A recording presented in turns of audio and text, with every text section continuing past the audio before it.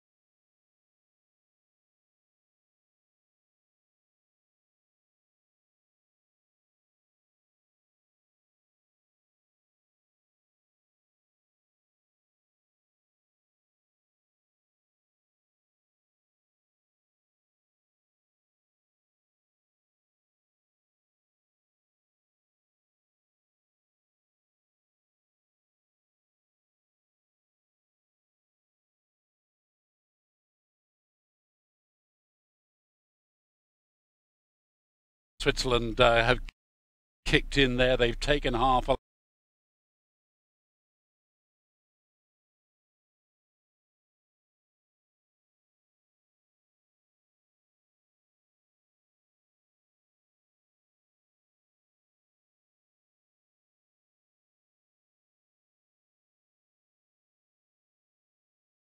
length ahead of. Yes, Peter. It really doesn't, Mark. And for those at home, you can see on the picture here just how great the conditions are. Flat as a pancake on the water. Bit of a steering trouble there for the Dutch boat moving over towards the yellow buoys. They'll have to make corrections. You don't want to be making corrections because it's just not pushing you towards the line as quick as you possibly can be. But they are nonetheless building out a bit more of a lead on Canada. The thing that surprises me though here, Mark, is to see the Norwegian boat Kjetil Borch and Olaf Tufte, the well-known, well-established pairing here, so far behind. I think we're going to have to hope that they can get back into this race or potentially see them later on in the competition. Indeed, and we've seen that today with a couple of boats that we thought would be in contention or would be shoe-ins when it came to making it to the finals, but on any given day in rowing, as they say. You called it, Mark, but they're coming through halfway now, so let's get straight into the action. Over to you, Sam and Colleen. Thanks, Pete. It's looking very, very good. This is one of the tighter races we've had so far. Yeah, sure, I mean, Poland are out in front. Great stuff from them. Technically, it looks nice. It's quite a heavy stroke. You look how much the boat dips under the water. So there's a lot of power going through there. They have clear water ahead of the Netherlands running in second place. And it's only 2 crews through to semi-final A-B, but Canada, France and Norway all sit within half a length of each other and only about 3/4 of a length down on the Netherlands. So I think if Poland can keep up this particularly powerful stroke, because that does look tiring, then it will be Poland and then your choice. As you rightly say, Borch and Tufte of Norway, an incredibly well-experienced crew there from 2 well-renowned single scullers bolted together in the double. At the moment, it's not quite working as well as you'd think as we go through 1250. And it is Poland, all eyes on Poland, as you say, Sam. This crew, they just missed out on the medals in the men's quad at Rio, finishing 4th.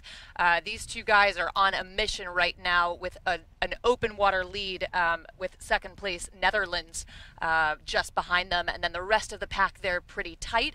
But right now it does look like Poland certainly is advancing. And I'd say Netherlands too, starting to open up, though things can certainly get interesting here as we move into the last 5. But it's Poland to cross through first. It is, but it's France on the charge. André Trois and Hugo Boucheron of France that are making the move. They've managed to leave Canada and Norway as if they were stood still. They've thrown rating at it, and it's been enough that they're now challenging the Netherlands. They're in hot pursuit with about half a canvas left to go. I think, actually, they've done enough. They should destroy the Netherlands. There you go, they're through. That's their bows through. France from absolutely nowhere. You see Mathieu Andredois take a look over. He sees what they've done to the Netherlands, cries out to his teammate, and they've set their sights firmly on that Polish stern. And of course, this French double with wonderful experience here, very tenured. They finished 6th in Rio, certainly know how to handle a last 500 meters, and we can see that now as they approach the last 250. It is Poland keeping their open water lead, but what a move from the French over in lane 2. Over to you in the tower, Peter. Colleen is looking so good here. The French have caught everyone napping and have just motored up into that second place from 4th, and they look so good in doing it. Hugo Boucheron taking the rating up to 39, a really solid sprint. The Dutch boat, stroked by Van Sprang, they've dropped to 32. Clearly, I think they've decided this isn't the race for them to get into the AB semi-final. They'll do that in the repechage. But the race all the way from the start, Miroslav Zitarski and Matthias Biskup for Poland, dominating. And as Robert said, look at that boat just plowing into the water every stroke. Those Polish rowers are just making that scull fly. They make it look so easy, don't they, Mark? Half a length up on France. I don't think they really reacted to that French surge, but nonetheless, Poland and France, 2 places straight through to the AB semi. 3rd place goes to Norway on the far side. We did see Olaf Tufte and Kjetil Borch get back into it, but a little bit too little, too late. 4th place then the Netherlands, and 5th Canada. I think Netherlands, after having been in contention for that 2nd spot and watching France go flying by, decided to just kind of slow down and ease across the line, knowing that they would have to go and go through the repechage again anyway, save their legs for that next event. Looking here, back up at the start, it's the 3rd of 4 heats for the men's double sculls, just getting ready. John Story and Christopher Harris for New Zealand on the far left of the screen in lane 1. Diego Sanchez and Juan Flores Rodriguez of Mexico in the green lycra in lane 2. Ruben Steinhardt and Henrik Runge for Germany in lane 3. Sten Erik Andersen and Yuri Mik Udam for Estonia in lane 4. And then completing the field for Bulgaria in lane 5, Georgi Bozhilov and Christian Vajilev. They're on the far right, just off the screen. They've been called forward to front stops. Any moment now, we'll be shooting off the blocks with this 3rd heat for the men's double sculls at the 2017 World Rowing Champs. Again, a beautiful shot of this beautiful facility here in Sarasota, Bradenton, Florida, as the start and heat gets underway in the men's double sculls. A very beautiful spot here on the Gulf Coast, the Sun Coast they call it, of Florida.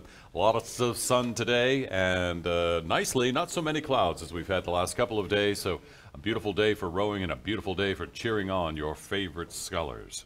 There go Steinhardt and Runge for Germany. They are the current leaders. They've moved out into the lead. They weren't the fastest in terms of rating out of the blocks. That went to Estonia, who got up to 54 strokes a minute. It did not have the desired effect. They've dropped back ever so slightly. I think they had to shorten up in order to get the rating up there, whilst the others went for the strategy of length and strength. That's paid off. Germany currently leading, 2nd place with New Zealand, and then a 3rd tied situation between Mexico and Bulgaria.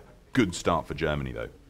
Very good start for Germany, and sometimes that start makes all the difference with those 2,000 meters. If you can get a good start there, settle into your race pace, and then have some left in the tank when you get down to the last 200-300 meters in the race, you can really have quite a bit of success in this sport. As we're looking here at that boat from New Zealand, John Story in the bow, Christopher Harris stroking it on down. We talk about the Kiwis and how they sometimes have quick starts, but always fast finishes. We'll see what happens here as they're through the first 250 of this 2,000-meter race. It's amazing to see the difference that we've seen in this race so far. The Estonians went out at 54. They've strode down to 35. The Kiwis went out at 42. They've strode down to 40.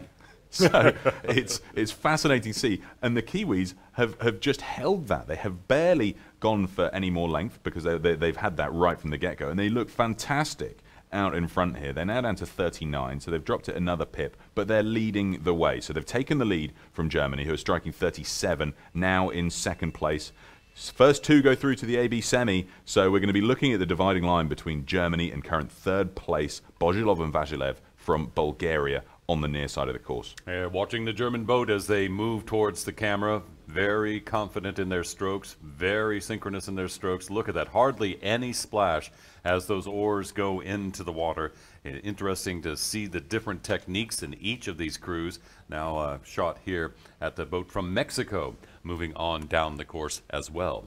Now we'd expect to see big things from the Kiwis, gold medalists in Poznan, gold medalists in Lucerne, and they just look fantastic, setting themselves up in this heat, their first race here at the 2017 World Rowing Championships. They're going to be really keen to set the benchmark because they're going to have their eyes on the Italians, the Poles that aren't in this heat with them, so they're going to be doing a little bit of homework after this race just to see how their hottest competition have squared up through the round of heats for this heat, for this category of the men's double sculls. They're going through halfway now, though, so let's catch up with our commentators following this race.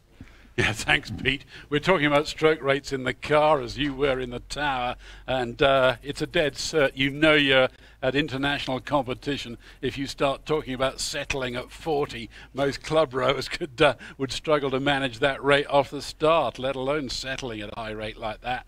But the Kiwis doing a sterling job here. They're leading by about a length and a half ahead of Germany, who in turn have about a length advantage ahead of Bulgaria, David.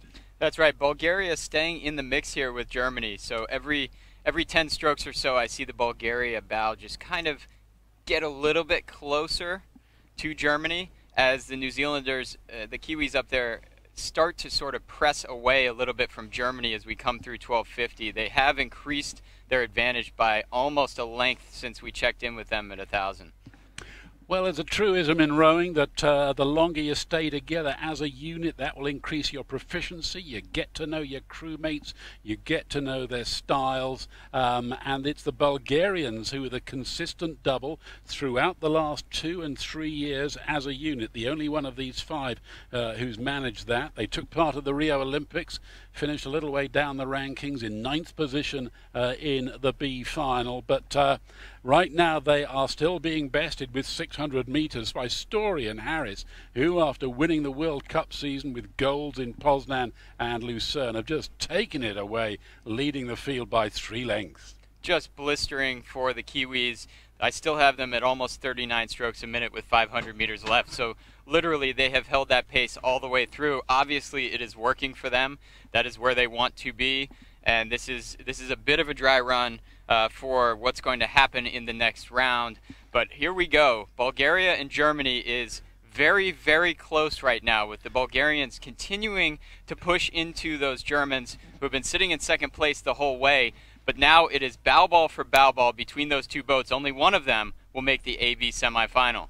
Yeah, Bulgaria are pumping away at 39. I think they've got the edge. That's where the real race is here. 300 meters to go in this third heat of the men's double sculls. The win is going to go the way of New Zealand, but who's going to take the vital second place? Germany still not out of it. They respond to the Bulgarian push. Germany at 38, but Bulgaria kick in once again. What a great performance by Bozilov and Vasilev, taking the raid up, leading Germany by half a length. 200 meters from home. All yours, Pete.